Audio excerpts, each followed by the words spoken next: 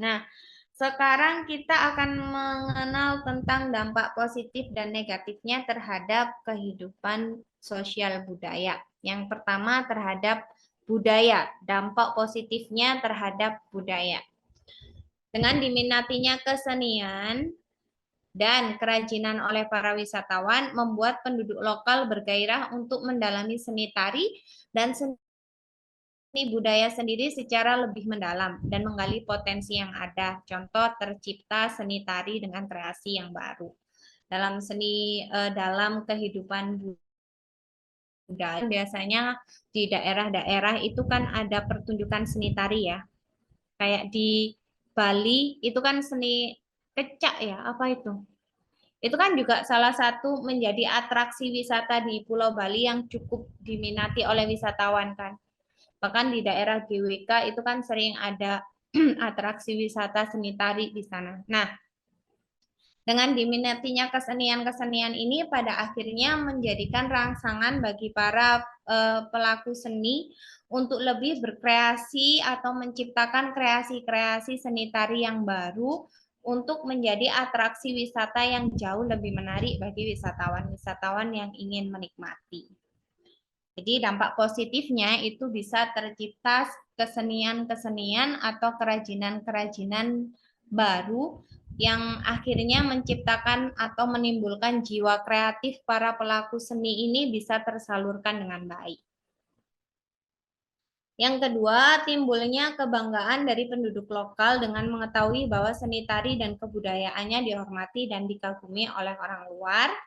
Yang ketiga, dengan adanya pariwisata berarti adanya pertemuan dua budaya yang berbeda atau culture exchange yang pada akhirnya membuat para wisatawan memahami budaya lokal sehingga pada akhirnya tercipta pengertian dan penghormatan terhadap budaya selain dari budaya wisatawan itu sendiri.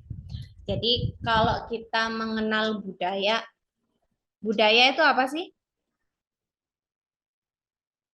Kebiasaan kebiasaan dari suatu daerah, kebiasaan yang pada akhirnya akan menjadi gaya hidup gitu. Atau mengaruhi kelangsungan hidup dari individu maupun suatu kelompok. Dengan kita pergi berwisata, kita akan mengetahui selain budaya kita sendiri, tetapi juga ada budaya-budaya lain yang berkembang di daerah tujuan wisata tersebut, sehingga memunculkan pengetahuan baru bagi kita. Oh, ternyata kebiasaan masyarakat di Bali itu kalau pagi itu apa gitu. Budaya kalau misalnya di Lombok itu kalau misalnya ada pergi ke rumah orang atau mengunjungi rumah orang itu budayanya seperti apa. Sehingga kita bisa mempelajari budaya-budaya baru yang ada di tempat wisata. Selain budaya yang kita miliki sendiri. Nah, apa dampak negatifnya terhadap budaya? Yang pertama, karena diminatinya tari-tarian, karena adanya pertunjukan seni tari atau seni-seni yang lain, pada akhirnya hal tersebut membawa dampak negatif berupa komodifikasi tarian-tarian sakral yang seharusnya hanya dipentaskan di tempat suci tetapi dipertunjukkan ke hadapan wisatawan. Itu. Jadi ada dengan berkembangnya kreasi-kreasi seperti kreasi seni tari tadi yang seperti di Pulau Bali ada tari kecak, itu kan kita tidak tahu ya mana sebenarnya tarian-tarian yang kreasi-kreasi tadi yang seharusnya memang harus dilakukan di tempat suci tetapi justru dilakukan di tempat pertunjukan yang bisa dilihat oleh wisatawan. Yang kedua, kerajinan tangan menjadi komoditi yang diperjualbelikan dan dijual dengan massal sehingga mengurangi nilai dari estetikanya. Kalau kita pergi kemanapun, identik kerajinan tangan yang sering dibeli apa? gantungan, Bu. Gantungan baju. Gantungan kunci. Sama magnet, Bu. Sama magnet kulkas. Nah, gantungan kunci itu ya, misalnya kita di Jawa Timur, gantungan kunci itu kan ada macam-macam tuh. Ada kayak apa ya? Yang kepala apa itu namanya? Barong, apa sih? Yang biasanya ada lukisan kepala-kepalanya itu loh. Apa ya itu namanya? Yang biasa digunakan di gantungan kunci. Taring, Bu. Apa? Taring, bukan. Taring. Taring apa? Ya taringnya hewan biasanya, Bu. Taring hewan. Enggak, ini ada yang bentuk kayak semacam topeng-topeng gitu loh. Topeng. Tarung. Tar ya, tar saya mau browsing. Apa sih namanya? Lupa aku. Yang dibuat gantungan kunci. Kunci Barong bukan? barongan. Barong. Ya benar, yang kayak gini-gini loh. Kayak gini. Oh ini. Biar kita sama persepsinya ya. Nah, yang kayak gini-gini loh. Yang kayak gini-gini. Ini. Oh iya, barong itu, Bu. Ya, ini kan Barong. biasanya karena banyak yang beli, biar harganya itu bisa terjual banyak, harganya murah, kan biasanya detail dari kerajinannya itu kan dibuat asal kan, sehingga mengurangi dari nilai estetikanya sendiri. Jadi bentuk kerajinan tangannya kadang dibuat asal, ada yang cat matanya itu kemana ini kemana, karena produksinya secara massal dan cepat. Jadi kayak mengurangi nilai estetika dari kerajinan tangan yang dibuat. Paham ya maksudnya ya? Paham, Bu. Mengurangi nilai estetika dari sebuah kerajinan tangan. Nah, Kayak yang batik mungkin ketiga, yang printing gitu ya, Bu ya. ya, padahal kan ada yang biasanya kalau yang benar-benar diukir itu kan butuh waktu yang lama kan. Ada bahkan yang dijual secara ekspor itu kan biasanya detail dari bentuk barongnya itu kan benar-benar bagus kan. Dulu saya punya tetangga itu yang produksi semacam ini tapi diukir benar-benar itu jadi kayak bentuknya itu jelas, terus nilai estetikanya itu ada gitu. Beda lagi kalau kita beli di tempat-tempat wisata. Itu tadi karena diperjualbelikan secara massal, itu kadang ukirannya bentuknya matanya yang ini kemana, terus perpaduan warna cat yang dipakai juga nggak bagus. Nah, itu salah satu dampak negatif terhadap budaya. Yang ketiga, penggunaan simbol agama atau artefak pada tempat-tempat yang tidak semestinya. Kalau dulu kan semacam artefak atau patung-patung yang punya nilai historikal sendiri itu kan benar-benar akan ditempatkan di tempat yang memang seharusnya karena mereka akan mempunyai filosofi tersendiri. Tapi seiring dengan perkembangan zaman atau perkembangan pariwisata saat ini, penggunaan artefak ini atau penempatan dari patung-patung yang punya historikal ini pada akhirnya sering terabaikan. Jadi hanya untuk memenuhi nilai keindahan, tetapi tidak memperhatikan nilai-nilai historikal dari artefak-artefak tersebut. Itu salah satu contoh dampak negatifnya. Nah, dampak terhadap kehidupan sosialnya secara positifnya, yang pertama yaitu untuk struktur sosial. Sebagai akibat pengembangan pariwisata, terjadi transaksi kesempatan kerja dari sektor pertanian ke sektor pelayanan. Jadi orang-orang atau masyarakat sekitar yang awalnya bekerja sebagai atau mengandalkan kehidupan dari bertani, pada akhirnya naik tingkat sedikit menjadi di bidang jasa. Seperti itu tadi, yang awalnya kehidupan sosialnya di rumah, ibu-ibu itu bertani, terus secara perkembangan pariwisata di daerahnya tiba-tiba menjadi ibu-ibu pemilik homestay. Kan lumayan, secara struktur sosial akan mengalami peningkatan. Yang kedua, ada modernisasi dalam cara pertanian dan penjualan hasil panen. Yang ketiga, pemerataan pendapatan masyarakat dan berkurangnya perbedaan dalam pendidikan dan kesempatan berusaha. Atau secara modernisasi keluarga akan membawa pengaruh atau membawa dampak kaum wanita memperoleh status baru. Itu tadi statusnya dari ibu-ibu buruh tani menjadi ibu-ibu pemilik Homestay. milik homestay. Terjadi pelonggaran perlakuan orang tua terhadap anak-anak, di mana dulu anak-anaknya jam 8 udah harus di rumah.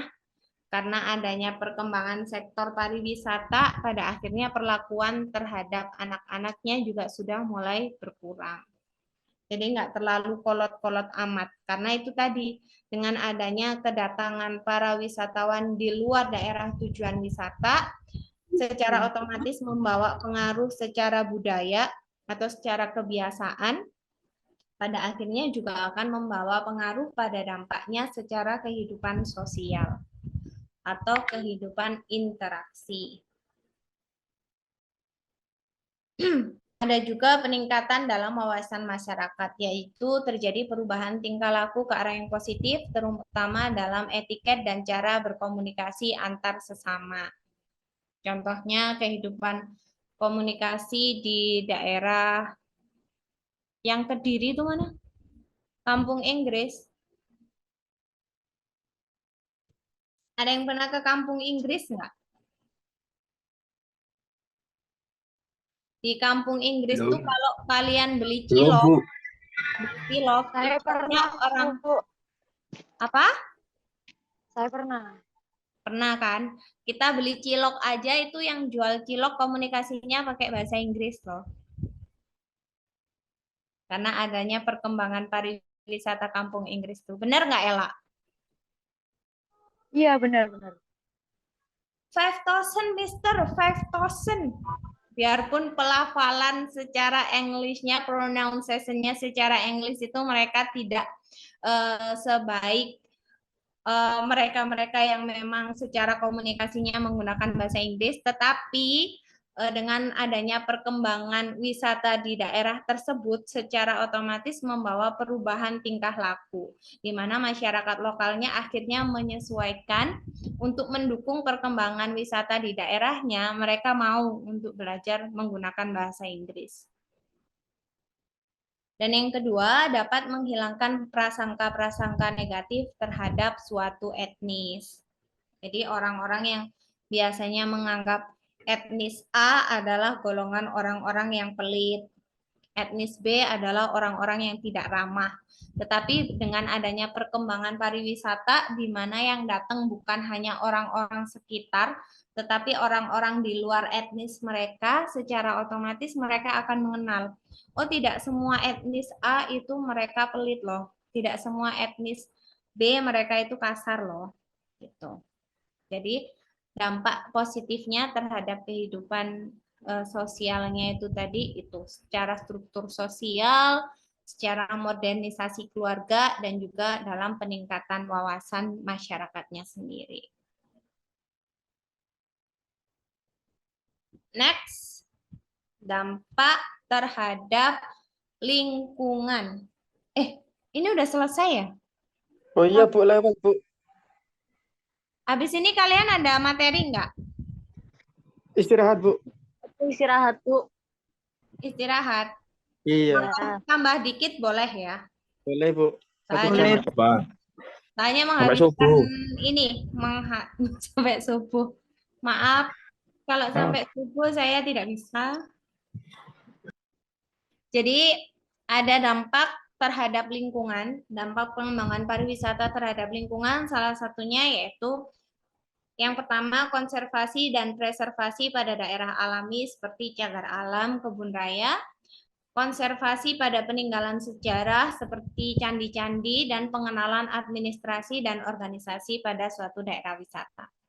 Nah, kalau dampak negatifnya terhadap lingkungan dengan pengembangan pariwisata, ada yang bisa kasih contoh? Dampak negatif pengembangan pariwisata terhadap lingkungan.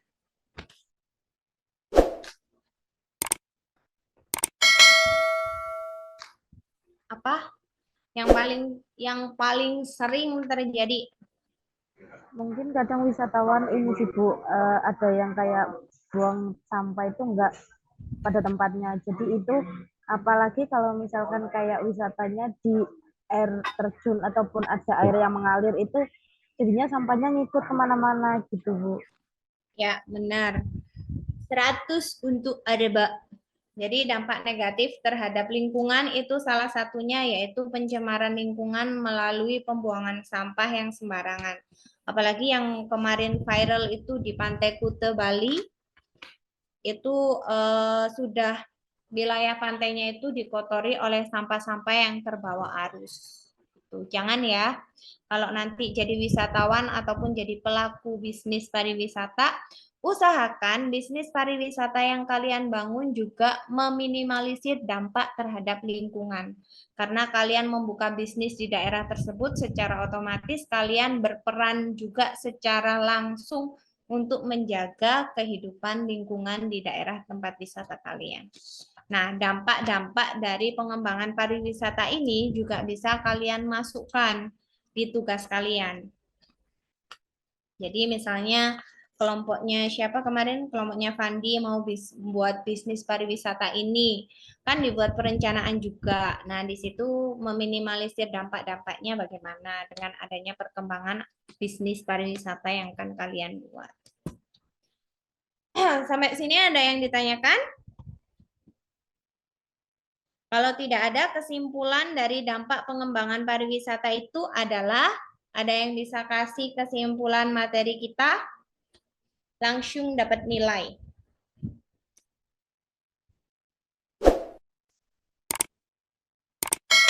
Kesimpulannya adalah? Kesimpulannya dampak pariwisata, dampak positif apa negatifnya Bu? Terserah. Semuanya. Dampak pariwisata. Kesimpulan itu berarti dari awal sampai akhir. Poin intinya. Bu, mau coba jawab Bu. Boleh. Olive, pas. Saya mau coba Bu. Boleh. Apa? Jadi dampak pariwisata, dampak konservasi pariwisata terhadap lingkungan yaitu memiliki dua dampak. Yang pertama ada dampak negatif dan positif. Dimana kalau positifnya itu mendatangkan devisa negara atau mendatangkan pendapatan. Terhadap lingkungan mendatangkan devisa negara. Oh, terhadap lingkungan ya Bu. Kamu barusan menyebutkan terhadap lingkungan. Maaf Bu, saya lagi nggak konek Bu. Saya ulangi ya Bu. Ya. Pak bikin lama nih Bu, pas aja Bu. Dampak pariwisata, dampak konservasi. Fandi, Olive itu pacarmu, Fandi? Bukan Bu. Bukan Bu. Oh. Saya pikir pacarnya Fandi loh, Olive ini. Enggak. Bukan. Iya apa? Dampak pariwisata, dampak konservasi pariwisata terhadap lingkungan yaitu memiliki dua dampak. Yang pertama dampak positif dan negatif. Kalau dampak positif konservasi yaitu jadi wisatanya jadi lebih terkenal, terus jadi lebih banyak dikunjungi oleh wisatawan dalam negeri maupun luar negeri. Kalau dampak negatifnya itu bisa merusak alam seperti kayak pembuangan limbah sembarangan, terus pembuang sampah sembarangan, atau menebang hutan demi keuntungan pribadi. Kan biasanya kalau tempat-tempat wisata itu ada beberapa yang dipangkas Bu. Seperti hutan-hutannya kan ada beberapa yang dipangkas gitu. Hutan jadi maksudnya hutannya di ini Bu, kayak dikurangi gitu loh Bu. Ya. Jadi di model gitulah intinya. Ya. Oke. Thank you, Olive. Ella masih mau coba jawab? Iya Bu, tapi singkat sih. Jadi Ya, pariwisata itu berdampak pada semua sektor dan berdampak kepada banyak hal. Baik itu melibatkan pemerintah juga, kemudian berdampak kepada perekonomian, kepada perekonomian masyarakat sekitar, juga pada lingkungan, dan juga berdampak kepada kebudayaan. Jadi pariwisata juga memiliki dampak positif dan negatif pada orang. Oke, terima kasih Ella, terima kasih Olive.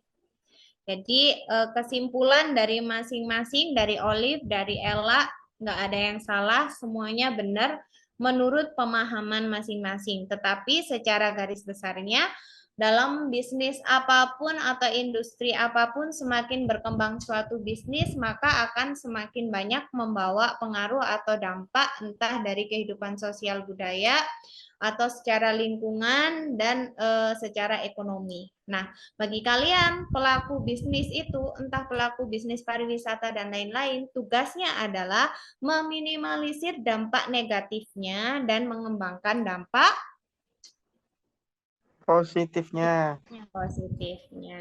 Oke, silakan on cam, mari kita absen. Start.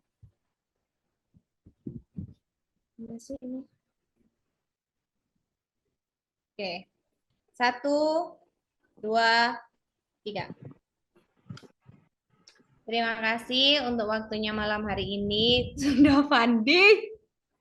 Semoga apa yang kita pelajari bisa bermanfaat untuk kita semua. Mohon maaf apabila ada salah-salah kata. Selamat istirahat. Kalau ada yang perlu ditanyakan seputar tugas, boleh chat di grup atau chat saya pribadi. Sekali lagi terima kasih atas waktunya. Assalamualaikum warahmatullahi wabarakatuh. Waalaikumsalam. Terima kasih untuk materinya. Sama.